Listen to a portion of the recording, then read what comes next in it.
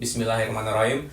Assalamualaikum warahmatullahi wabarakatuh. Waalaikumsalam warahmatullahi wabarakatuh. Selamat sore. Perkenalkan Pak, kami dari mahasiswa Universitas Internasional Batam. Kami dari kelas IPA 2. Jadi tujuan kami di sini adalah untuk menjalankan tugas Ibu Arinda Cikita terkait etika profesi hukum. Nah, kebetulan nih kami udah menempuh beberapa seperti polisi, hakim, dan sekarang kami akan di jaksa gitu Pak. Jadi langsung saja kita mulai ya Pak. Ya, sebelumnya kami berterima kasih kepada Bapak Dr. Alex Sumarna SHMA karena udah mengizinkan kami untuk wawancara di sini Pak. Oke. Ya, langsung saja untuk pertanyaannya. Mungkin Bapak boleh memperkenalkan diri atau untuk bagaimana sih perjalanan Bapak sebagai seorang jaksa gitu Pak? Ya, baik adik-adikku mahasiswa UIB yang saya cintai. Nama saya tadi sudah disebutkan Alex Sumarna. Saya itu masuk kejaksaan dulu tahun 1996. Jadi waktu saya kuliah dulu sama seperti adik-adik seperti ini. Saya datangi jaksa, hakim. Saya tidak tahu jaksa itu apa. Tapi tiba-tiba setelah lulus kuliah S1 ada pembukaan kejaksaan, saya ikut, jadilah saya pakai baju ini. Jadi perjalanan saya sudah panjang. Kalau sekarang tahun 2025 berarti sudah 29 tahun jadi jaksa. Saya sudah tugas kemana-mana, di Kalimantan sudah, Jawa Barat, Jakarta, di Banten, bahkan saya sudah sampai ke Papua, dan sekarang saya di Kepulauan Riau ini. Terakhir di kejaksaan ini saya kemarin asisten Perdata dan Tata Usaha Negara Kejaksaan Tinggi Kepulauan Riau di Tanjung Pinang, dan sekarang saya menjabat sebagai Kepala Biro Hukum dan Organisasi di BP Batam. Jaksa ini banyak sekarang yang dikaryakan, jadi tidak harus kerja di kejaksaan. Jadi bisa kerja pekerjakan di instansi pemerintah, di BUMN, di BUMD, bisa. Itulah sekelumit perjalanan saya. Iya Pak. Iya. Untuk pertanyaan selanjutnya itu kami ingin bertanya untuk tanggung jawab jaksa dalam konteks tindak pidana itu bagaimana Pak? Bisa Bapak jelaskan tidak? Jadi ini, jaksa itu adalah aparat penegak hukum yang menurut Undang-Undang Kejaksaan, Undang-Undang Nomor 16 Tahun 2004 yang sudah diperbaharui dengan Undang-Undang Nomor 11 Tahun 2021, adalah sebagai lembaga penuntutan. Jadi tugas utamanya adalah melakukan penuntutan dan tugas-tugas lain sesuai dengan undang-undang. Penuntutan itu adalah menuntut seseorang di muka pengadilan.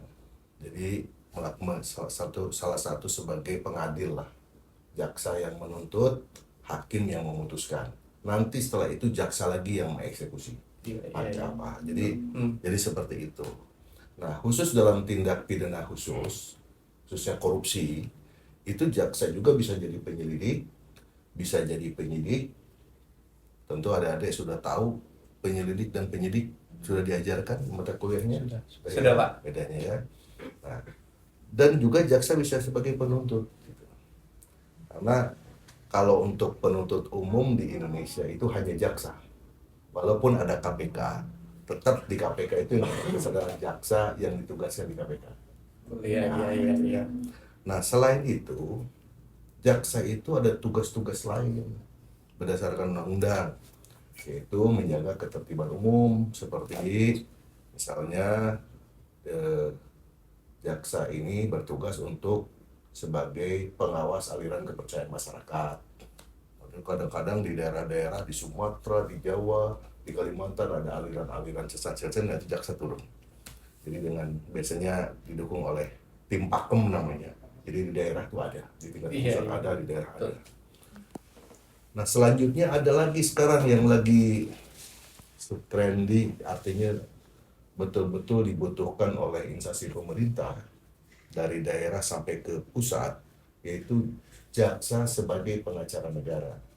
Nah, apa ini jaksa sebagai pengacara negara? Ini adalah jaksa untuk membantu di bidang hukum, bisa membuat pendapat hukum, bisa melakukan pendampingan hukum, bisa juga melakukan bantuan hukum. Kalau bantuan hukum, sidang, baik perdata maupun tata usaha negara.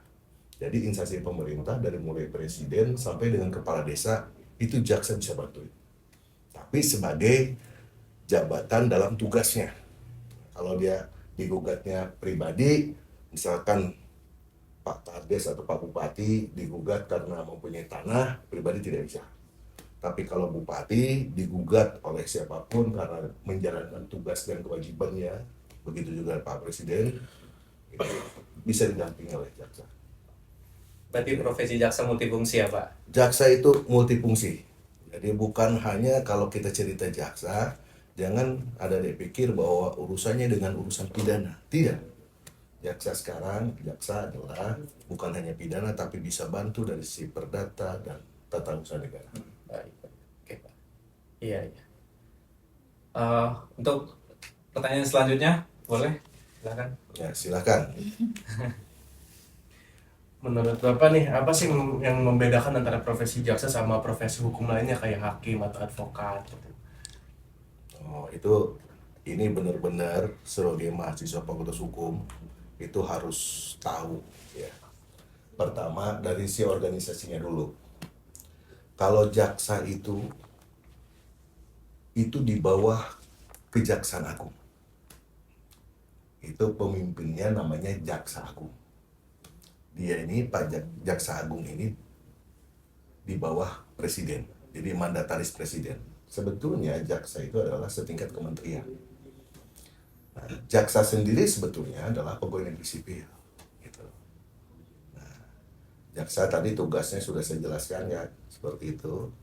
Nah, sekarang kalau kepolisian itu di bawah pimpinannya itu adalah Kapolri, Kepala Kepolisian Negara Republik Indonesia.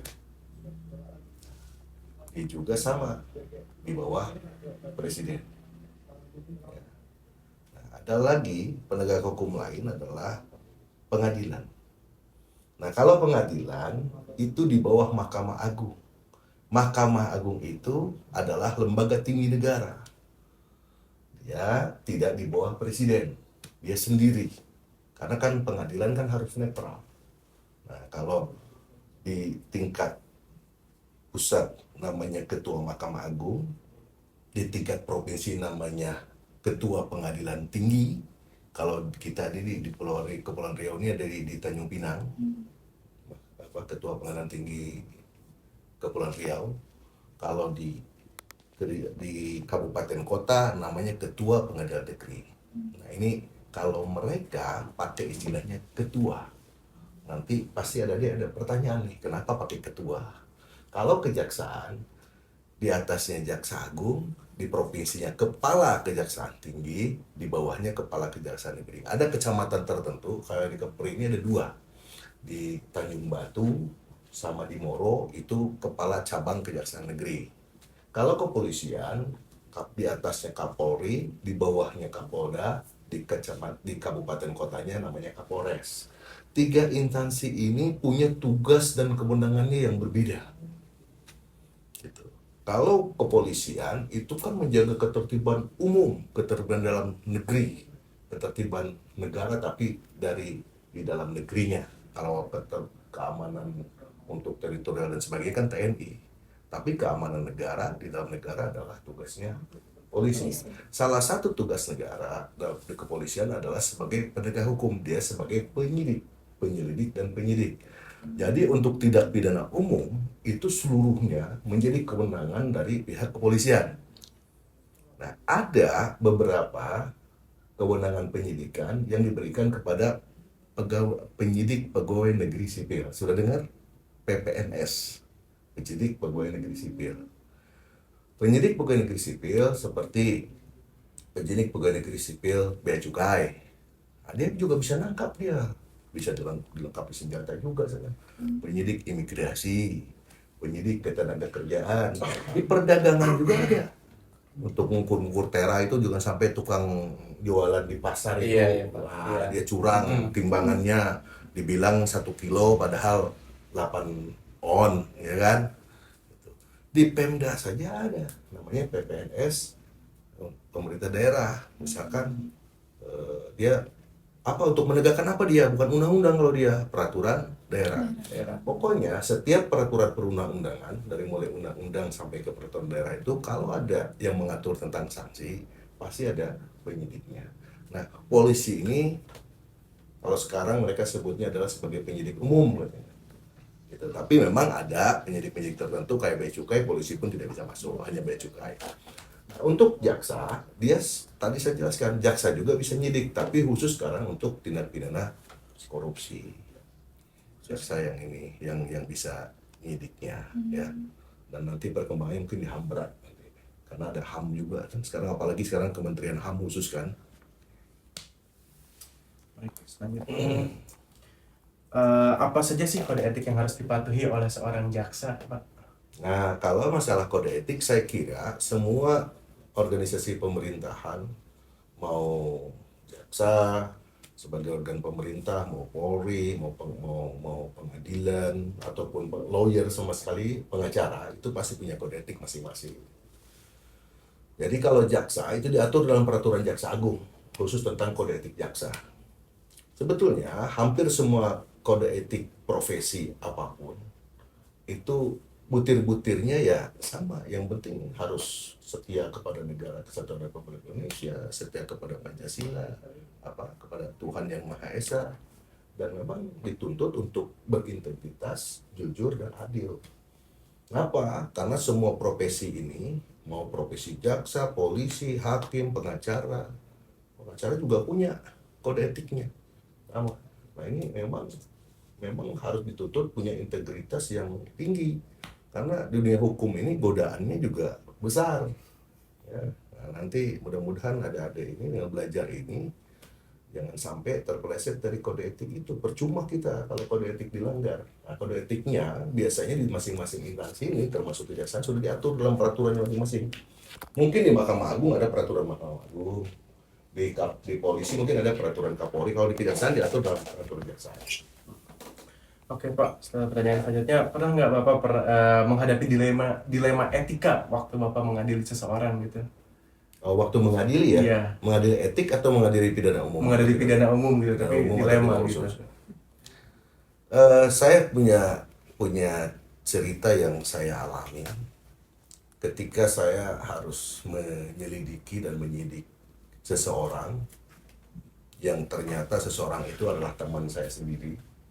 Dia seorang birokrat yang cukup terkenal di satu kabupaten, gitu.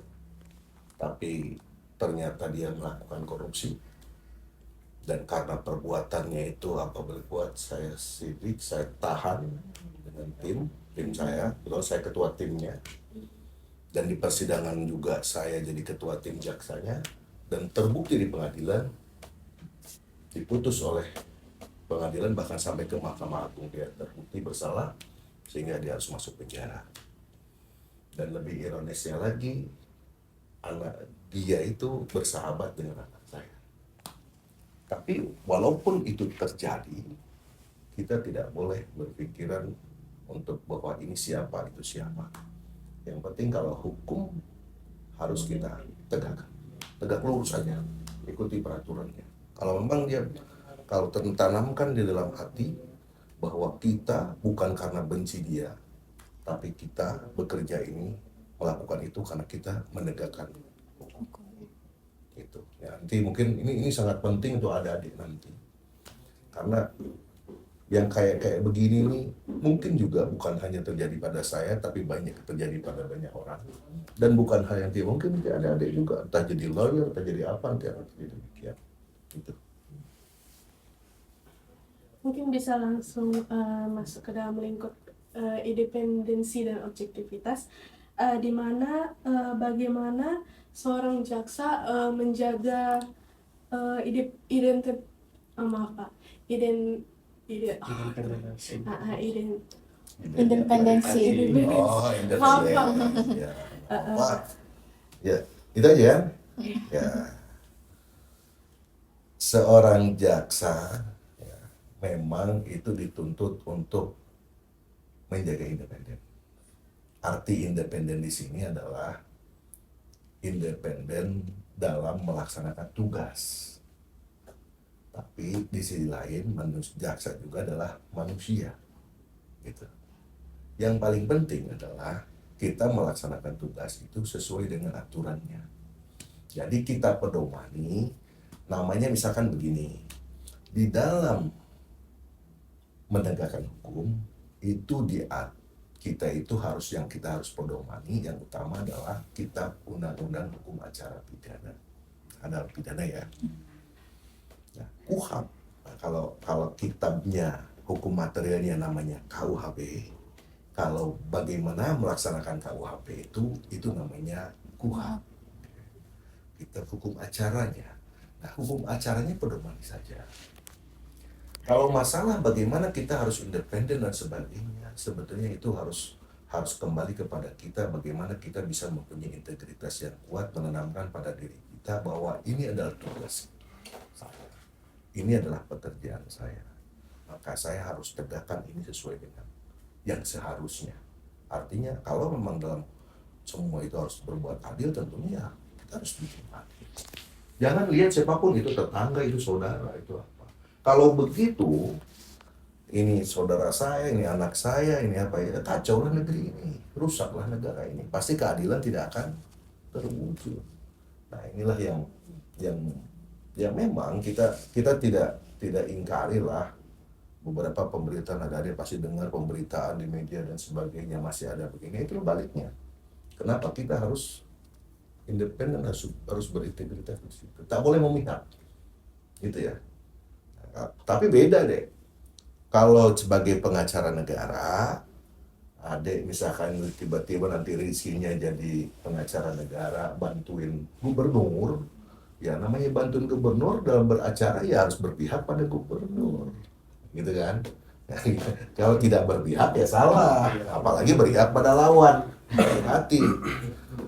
Semua ini bisa ada godaannya begitu, apalagi pengacara jadi lawyer, bisa saja nanti jadi klien kita tapi berpihaknya hatinya kepada lawan, bahaya ya. Nah, ini memang sebetulnya itu kalau masalah untuk mengolah itu bisa jadi ya tanamkan di dalam diri sendiri. Sebenarnya yang paling kuat apa? Kejujuran. Kejujuran itu apa yang bisa kita magerin sebetulnya. Aturan apapun bisa dibikin oleh manusia, tapi itu kita percaya bahwa Allah Maha melihat, Allah Maha mengetahui, kita yakin, insya Allah. Itu kalau dari saya. Udah santai aja, silakan. Saya kasih kesempatan sepanjang-panjangnya, silakan. Terus selanjutnya Pak, kalau dalam pengawasan di kejaksaan sendiri itu Pak, bagaimana Pak sistem untuk pengawasannya, terus untuk sanksi, pemberian sanksi atau pemeriksaan terhadap seorang jaksa gitu kan Pak. Setahu saya kan kalau jaksa itu untuk diperiksa sendiri harus seizin jaksa agung Pak. Ya, betul. Nah, begini, saya jelaskan dulu bahwa di lembaga kejaksaan itu ada namanya lembaga pengawasan. Kalau di tingkat pusat, di Kejaksaan Agung namanya dipimpin oleh Jaksa Agung Muda Bidang Pengawasan. Kalau di tingkat provinsi, di tingkat Kejati ada namanya asisten pengawasan. Nah, ini pejabat struktural di bawah Kejati kalau di provinsi ini, meliputi Kejari-Kejari. Kalau di Kejari sekarang sudah tak ada lagi yang bagian pengawasannya langsung dari Kejati. Begini. Jadi semua perkara atau pekerjaan jaksa ini dilakukan pengawasan dari lembaga pengawasan ini, dari bidang pengawasan ini. Baik itu untuk tugas pekerjaan, tupoksinya sehari-hari, maupun perilaku dia di luar kedinasan. Jadi kalau dia pernah dulu dengar kan ada jaksa nodong pistol di pom bensin, itu diperiksa. Dan itu yang terbukti semua juga dilakukan tindakan. Nah, Ada juga memang di beberapa daerah itu jaksa yang terbukti melakukan penyimpangan karena namanya tugas jaksa itu besar. Saya sampaikan tadi kan godaannya besar. Ya misalkan membantu koruptor atau sebagainya lah, kira-kira begitu. Ya kalau terbukti dia melakukan itu, tentu jaksa itu harus ditindak. Kalau Pak Jaksa Agung sekarang, saya bukan memujikan beliau, tapi beliau tegas terhadap itu. Dia tidak hanya ditindak secara administratif tentang sesuai dengan PP tentang pegawai negeri dan peraturan tentang kejaksaan, bahkan kalau dia terbukti melakukan apa membantu koruptor dan sebagainya, langsung diadili, ditahan sebagaimana seperti masyarakat umum. Itu sudah banyak. Pernah kejadian di salah satu kabupaten di Provinsi Riau, Kajari beserta kasih-kasihnya semua dimasukin. Beberapa kasihnya masuk penjara. Lagi menangani kasus, tapi pimpinan menilai bahwa itu pekerjaan tidak benar. Bagaimana cara mengawasinya?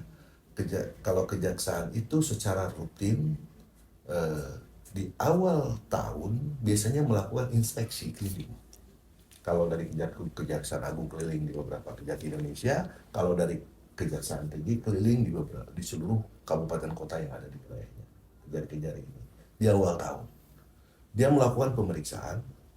Terus kalau sebelum akhir tahun dia akan melakukan pengecekan kembali. Apakah hasil pemeriksaannya itu di cross check? Apakah hasil pemeriksaannya itu sudah dilaksanakan? Gitu. Nah, di slide itu, di kejaksaan itu menerima laporan-laporan.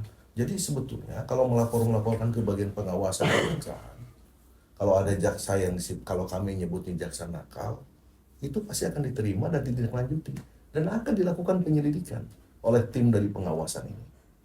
Nah, sekarang ada lagi, saya harus jelaskan bahwa bagi jaksa yang dipecat dari profesinya sebagai jaksa maupun sebagai pegawai negeri sipil, dia dibolehkan untuk mengajukan banding. Bandingnya adalah ke Mahkamah Kejaksaan. Jadi ada Dewan Kehormatan Kejaksaan namanya. Nanti bagi yang putusannya itu, hukumannya itu berat-berat, termasuk yang dipecat ini, dia akan diadili kembali oleh Dewan Kehormatan Jaksa yang dipimpin oleh, kalau nggak Wakil Jaksa Agung atau salah satu jam atau Jaksa Agung berikut para jam, tergantung pangkatnya. Kalau pangkat yang begini mungkin Wakil Jaksa Agung lah, ya. Nah, karena kan yang ngadili pangkatnya harus tinggi-tinggi, lebih tinggi daripada yang diadili. Gitu. Jadi sama disidangkan. Nanti dia dikasih pengacaranya dari PJI itu Persatuan Jaksa Indonesia, nanti dari bidang pengawasan jadi penuntutnya, nanti pimpinan jadi hakimnya. Sama seperti begitu. Acaranya persis kayak di pengadilan. Nanti putusannya kalau memang dipecat jadi dipecat. Langsung diupacarakan sama kayak kalau lihat tadi pernah lihat di televisi TNI Polri kalau dipecat di seragam dicopot pangkatnya, bajunya dibuka. Persis seperti begitu. Jadi itulah begitu kerasnya sebetulnya apa yang ada pengawasan di kejaksaan ini. Selanjutnya Pak, ada nggak Pak konflik antara jaksa sama profesi hukum yang lain dalam menangani kasus? Kayak misalnya KPK dan jaksa dalam menangani kasus korupsi, itu ada nggak konflik antara penegak hukum jaksa sama yang di KPK itu Pak? Dan bagaimana cara menyelesaikannya? Oh iya. Baik. Sebetulnya tidak seharusnya konflik. Karena di dalam undang-undang KPK itu sudah dijelaskan bahwa sebetulnya awalnya di undang-undang kejaksaan itu kalau itu udah Kejaksaan Agung, tapi dengan penanganan korupsi ini KPK. Nah, ini saya akan ceritakan lagi pengalaman saya. Ketika saya di Banten, tugas di Kejaksaan Tinggi Banten, adik-adik ingat perkara ini? Perkaranya yang Angelina Sondah, Nazarudin, salah satu partai saat itu yang berkuasa, yang korupsinya lumayan bombastis, masa yang keterlibatannya ada Mas Anas Urbaningrum yang ini. Udah lama ya, Kayaknya kurang update ya. Kayaknya kurang update ya. Ramai sekali. Saya mungkin jaga nama soalnya. Jadi saya ditugaskan oleh pimpinan untuk menyelidiki satu kasus. Ya, jadi di Provinsi Banten. Ternyata KPK lagi penyelidikan juga. Jadi kami bentrok gitu loh. Ini meriksa juga. Akhirnya kami melakukan pertemuan dengan pihak KPK. Ini seperti apa? Tidak mungkin dua penegak hukum masuk di objek yang sama. Objek yang sama. Akhirnya disepakati bahwa untuk perkara yang di Banten ini ditangani oleh penyidik Kejaksaan Tinggi Banten. Itulah itu korupsi tentang pengadaan alat laboratorium universitas di beberapa universitas negeri di Indonesia, termasuk di Banten, di Universitas Sultan Ageng Tirtayasa. Oke. Nah, KPK itu juga memiliki kasus-kasus yang ada di Jakarta, ada yang di Surabaya, ada yang di Bali. Nah, kalau salah di Bali, yang di Surabaya, di Jawa Timur itu juga Kejaksaan Tinggi Jawa Timur. Akhirnya kami berbagi. Alhamdulillah saat itu karena ini sudah berbagi demikian, akhirnya saling support. Bahkan karena ada kasus yang besarnya lagi di balik itu yang menyangkut ya ada permainannya dari mulai di DPR RI. Saat itu kami memeriksa yang orang pusatnya di KPK. Jadi tim saya melakukan pemeriksaannya juga di KPK. Gitu. Berkoordinasi dengan pihak mereka. Lancar, tidak ada masalah. Akhirnya sebetulnya konflik kepentingan kewenangan itu tidak ada. Kerjasama berarti Pak ya? Lakukan kerjasama karena sebenarnya kan tujuannya apa lagi kan sama. Semua juga menegakkan hukum dan ujungnya kan ke pengadilan. Semuanya.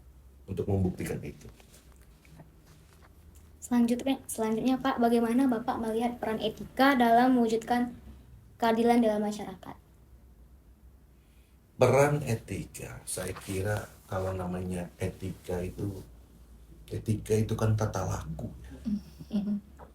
Bagaimana cara kita untuk memperlakukan sesuatu itu menjadi bagus, bisa diterima oleh masyarakat dan sebagainya. Jadi, kalau masalah misalkan etika seorang jaksa, ya tentunya seorang jaksa itu dituntut untuk untuk beretika yang baik. Ya kepada masyarakat ya jangan semena-mena, kepada pejabat jangan semena-mena.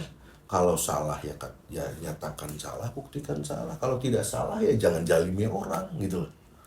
Nah, saya kira semua orang juga akan senang apabila attitude dan etika seorang itu menjadi baik, tidak perlu hanya jadi jaksa, saya kira jadi polisi, jadi tentara, jadi lawyer, jadi dosen, jadi apapun. Saya kira kalau etika yang kita betul-betul dipegang, semuanya tidak ngawur lah kan. Kalau tidak etis itu kan ngawur ya. Tidak ngawur sesuai dengan apa yang dikerjakannya. Apalagi sekarang nih di dalam pemerintahan ini kan selalu dituntut dengan pelayanan yang baik. Kalau istilah di pemerintah itu pelayanan prima.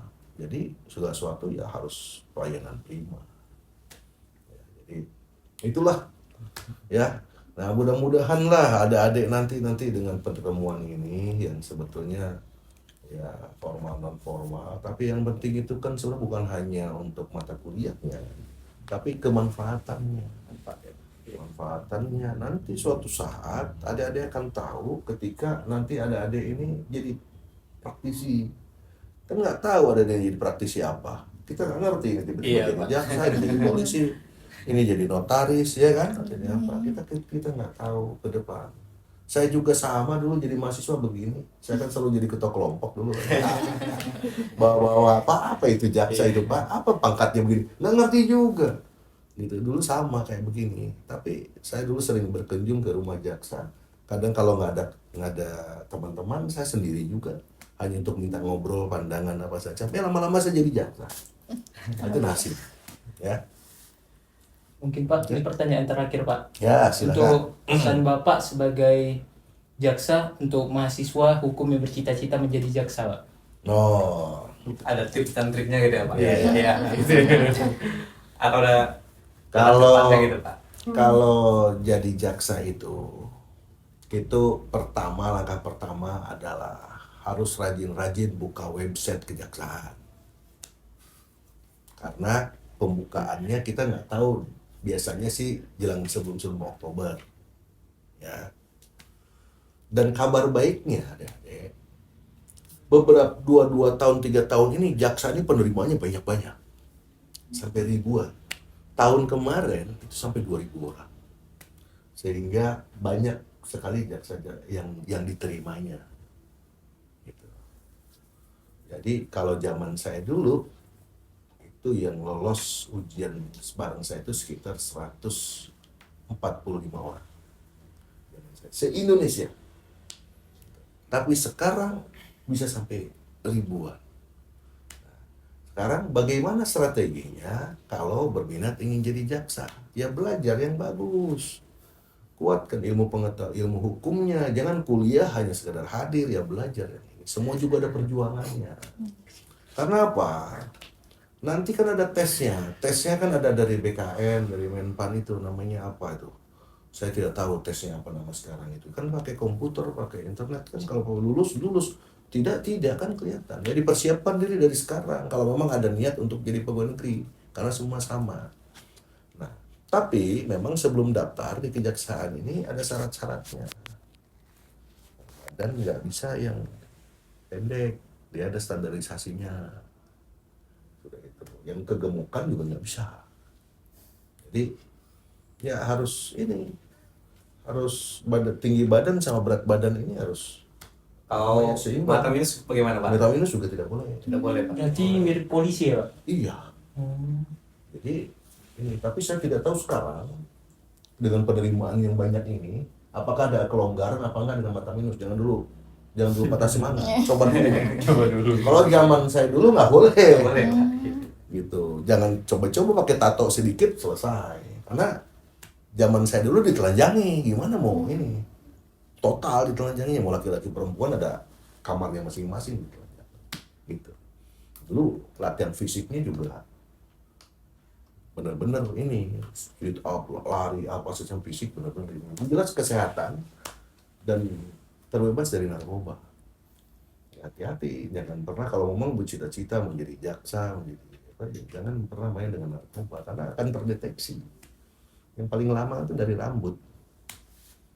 Bekas-bekasnya akan ketahuan gitu. Nggak tahu kalau digundul terus. Kalau merokok bisa? Kalau merokok bisa? Kalau merokok saya kira masih bisa, tidak ada masalah. Kalau masalah itu, yang penting jantungnya paru-parunya sehat. Paru-paru ya Pak? Sehat, karena direkam semua. Jadi cek kesehatannya lumayan ketat kalau kejaksaan itu. Di samping itu psikotesnya, karena setelah lulus itu tuh ada psikotes khusus untuk calon-calon jaksa. Nggak mungkin lah kalau jaksa psikotes tatonya takut darah, ya tiba-tiba jaksanya secara psikis terjadi kelainan, ya gimana? Apa takut dengan darah? Gimana mau mereka takut dengan darah? Yang disidangkan perkara pembunuhan, barang buktinya berdarah-darah, kan nggak mungkin seperti itu. Apalagi buta warna, nggak bisa membedakan warna kuning sama warna merah, kan nggak mungkin. Ya itulah kira-kira.